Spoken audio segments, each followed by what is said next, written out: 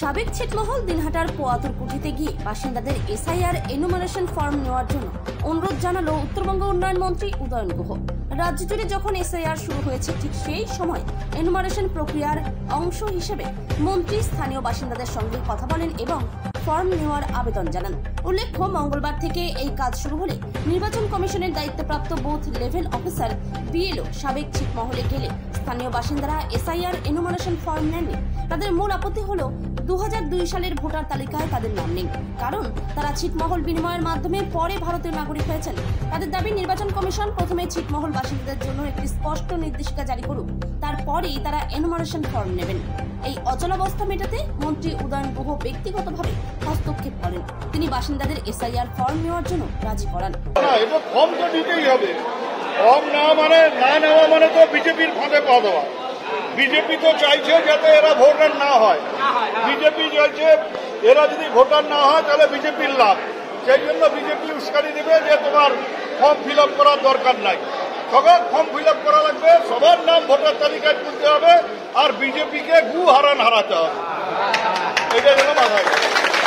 2016-তে vote দিচ্ছেন আপনারা, ছিটের মানুষ দিচ্ছেন কি জানেন? 2019-এর লোকসভা নির্বাচনে ভোট দিচ্ছেন, 2021-এর বিধানসভা নির্বাচনে ভোট দিচ্ছেন, 2022-এ উপনির্বাচনে ভোট দিচ্ছেন, আবার 2023-এ পঞ্চায়েত নির্বাচনে ভোট দিয়েছেন, আবার 2024-এ লোকসভা নির্বাচনে ভোট দিয়েছেন। এইবার কি তোমাকে বলবে যে না তোমরা আর তোমার ভোটের লিস্টে তোমার আর ভোট চলবে না? এটা বলা যাবে? তোমার বাদ দিয়ে তোমরা হচ্ছে কেন্দ্রীয় সরকার বাংলাদেশের সাথে চুক্তি করিয়ে তোমার দেশে নিচ্ছে।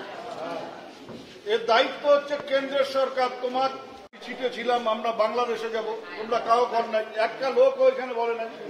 বরঞ্চ 1000 মানুষ আমার ভারতবর্ষের ছিট বাংলাদেশের ভিতরে ছিল, তোমরা হচ্ছে এতে এই যে আমার এটা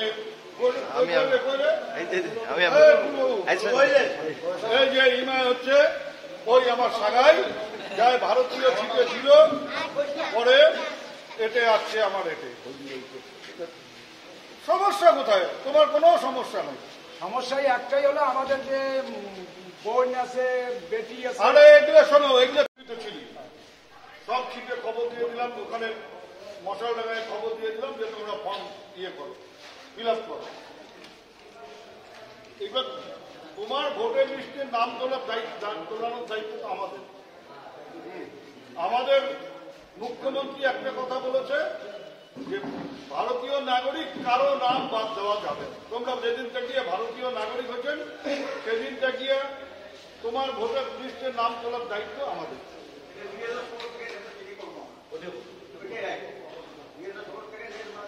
2016 যদি কেউ সেই সময় ভোটার লিস্টে নাম না থাকে, নাম থাকতে পারে, সেই সময় বয়স হয়নি, তার যদি এবার 2020-তে গিয়ে হয়ে থাকে, 21-এ হয়ে থাকে, সে 2021-এর ভিডিও সাহেব আছে না, তার বাবারটা হবে 2015।